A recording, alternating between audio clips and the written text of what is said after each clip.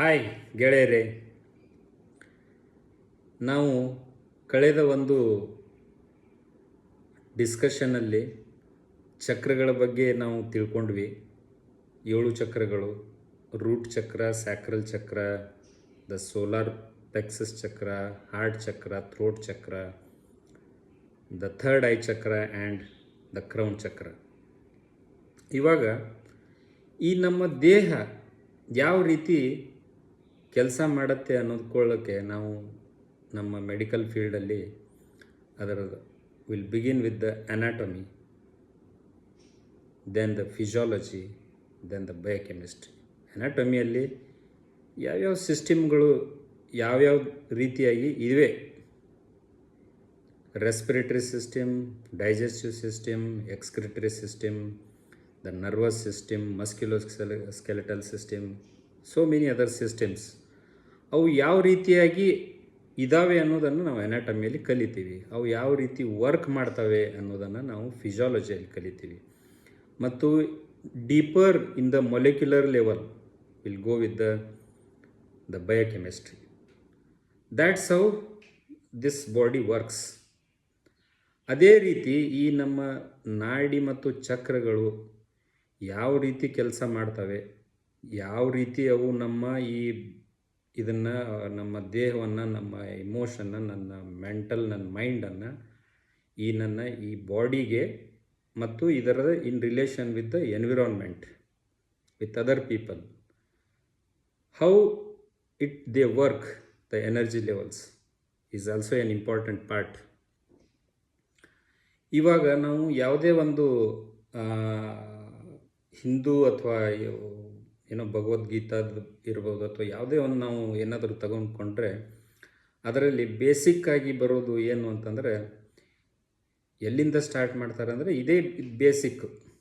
ಆದರೆ ಹೇಳ್ತಕ್ಕಂಥ ವಿಧಾನಗಳು ಬೇರೆ ಬೇರೆ.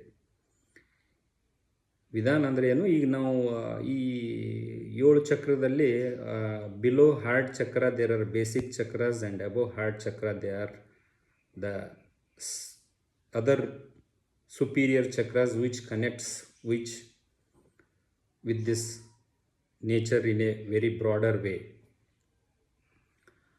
ಇವಾಗ ಈ ನಮ್ಮ ಹಿಂದೂ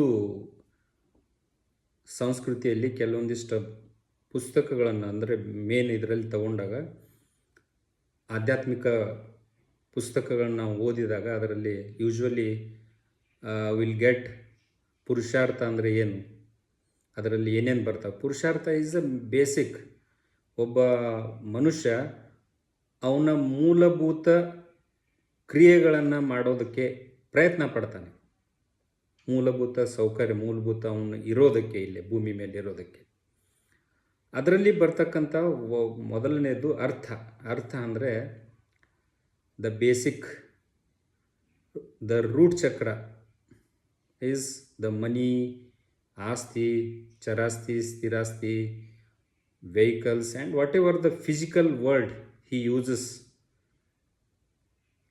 ಇದಕ್ಕೆ ಅದು ಏನು ಅರ್ಥ ಅಂತಾರೆ. ಅದೇ ರೀತಿ ನಾವು ಅರ್ಥಶಾಸ್ತ್ರ is economy, what we call is ಆರ್ಥಿಕತೆ, ಅದು ಅರ್ಥ. ನೆಕ್ಸ್ಟ್ ಈಸ್ ದ ಕಾಮ. ಕಾಮ ಅಂದರೆ ಇದು ವೆರಿ ಏನು, ನಾನು ಏನಾದರೂ ಒಂದು ಕಾರ್ಯವನ್ನು ಮಾಡಬೇಕಾದ್ರೆ ಅದರ ಹಿಂದ್ಗಡೆ ಒಂದು ಏನಾದರೂ ಒಂದು ನಾನು ಉದ್ದೇಶವನ್ನು ಇಟ್ಕೊಂಡೇ ನಾನು ಮಾಡ್ತೀನಿ. ಏನಾದರೂ ಮಾಡಲಿ, ಅಥವಾ ನಾನು ಎಲ್ಲೋ ಹೋಗಬೇಕು, ಅಥವಾ ನಾನು ಏನಾದರೂ ಅರ್ನ್ ಮಾಡಬೇಕಂದ್ರೆ ನಾನೊಂದು ಕೆಲಸ ಮಾಡ್ತೀನಿ.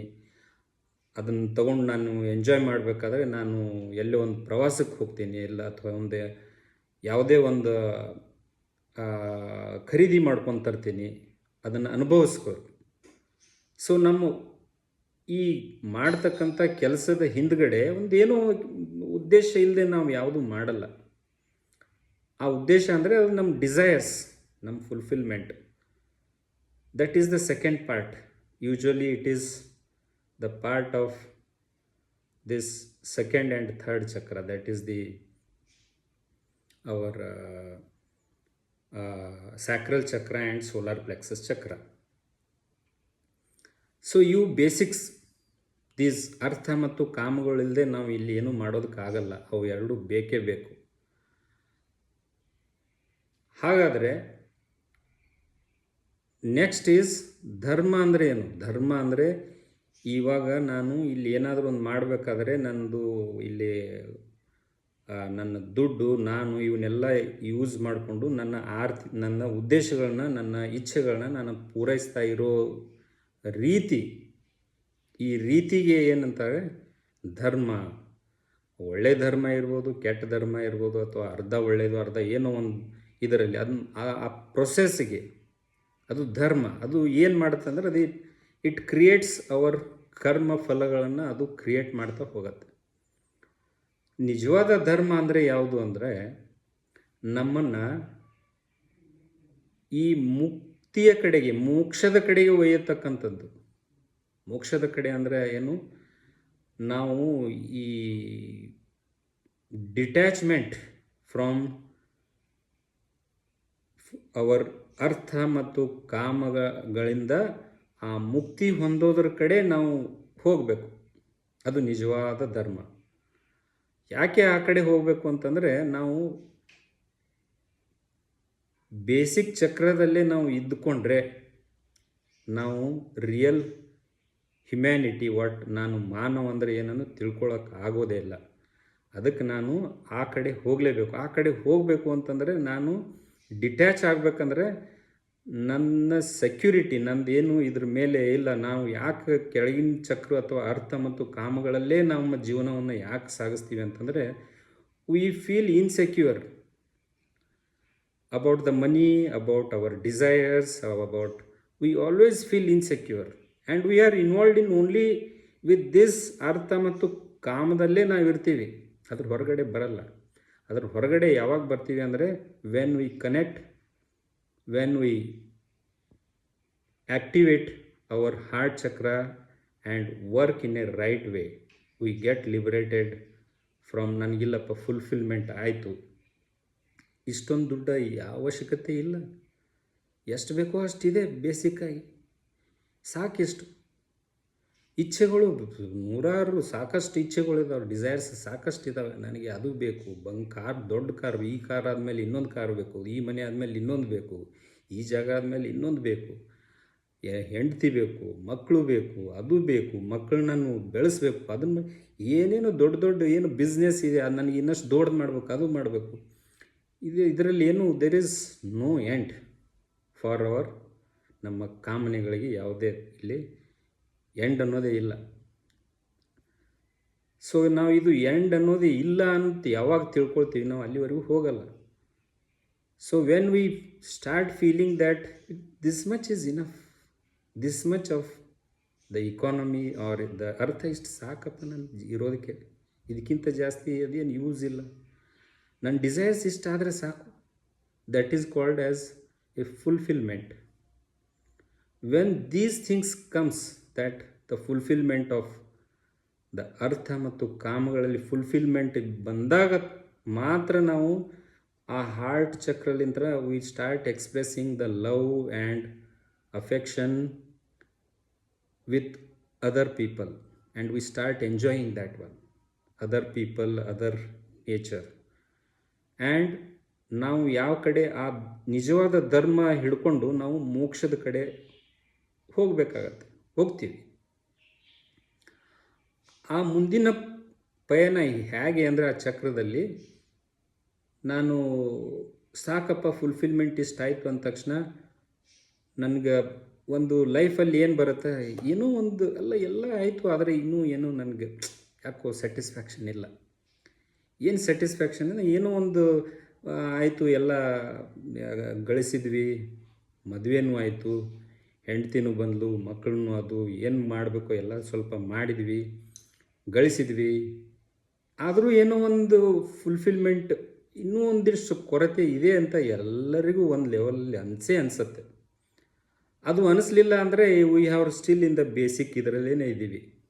ಅದು ಎಷ್ಟು ಜಲ್ದಿ ನಮಗೆ ಅನ್ನಿಸ್ತೈತೋ ಅಷ್ಟು ನಾವು ಜಲ್ದಿ ಫಾಸ್ಟಾಗಿ ಮೇಲ್ಗಡೆ ಬರ್ತೀವಿ. ಅದರ ಅರ್ಥ ನಮ್ಗೆ ದುಡ್ಡು ನಾವು ಬಿಟ್ಟು ಬಿಡ್ತೀವಿ, ಇಲ್ಲ ಇವೆಲ್ಲ ನಮ್ಮ ಅರ್ಥ ಎಲ್ಲ ಹೋಗುತ್ತೆ ಅಂತಲ್ಲ. Still if we go ahead of that, the basic ಆಗಿರ್ತಕ್ಕಂಥ ಈ ನಮ್ಮ ಅರ್ಥ ಇನ್ನೂ ಜಾಸ್ತಿನೇ ಆಗತ್ತೆ ವಿನ ಕಡಿಮೆ ಅಂತೂ ಆಗಲ್ಲ. ಯಾಕಂದರೆ ಅದಕ್ಕೆ ನನಗೆ ಅಟ್ಯಾಚ್ಮೆಂಟ್ ಇಲ್ಲ. There is no limit. ಅರ್ಥಕ್ಕೆ ನಾನು ಯಾವಾಗ ಅಟ್ಯಾಚ್ಡ್ ಆಗಿ ಮಾಡ್ತೀನೋ ಅದಕ್ಕೆ ನಾನು ಬೌಂಡ್ರಿ ಹಾಕ್ಕೊಂಡೇನೆ. ಯಾವಾಗ ನಾನು ಅಟ್ಯಾಚ್ ಆಗಿಲ್ಲೋ there is no boundary. It comes in a profound way. It may come in a profound way, but I need to how to use, how to execute with that is again it gives another mode in anybody's life. That's how the big companies, the big business persons, they got fulfilled their basic things very early and starts accumulating the lot of these money and all the assets more and more, but they will not use for their purpose. They will use for the other purposes. That's how there is a sudden accelerated growth in any business, unless and otherwise there is no fulfillment of this, anything will not grow. That is the fundamental. So friends, the main basic for the personal growth or the business growth or whatever it may, we have to cross that heart level and try to see what exactly is there. So ಅದಕ್ಕೇನು next is the throat ಚಕ್ರ. ಯಾವಾಗ ಈ ನನ್ನ throat ಚಕ್ರ it gets activated, I will lose all my the negativity, my fears of what other people will think, what that person will, what my neighbor will think, what my wife thinks, if I do this, if I do that. These things will vanish. You will become free. You will start expressing the things in a different pattern, in a natural pattern. And that is how the throat chakra works when it gets activated. And next one, that one is the third eye chakra. Why it is third eye chakra? It's related with the pituitary control of this harmonic working in the body with the nervous system. This is another system, and nervous system is in combination, it keeps the body in a harmony. And where we work with our intuitions along with our intellect in a balanced way. That is the finer adjustment of this functioning of the body.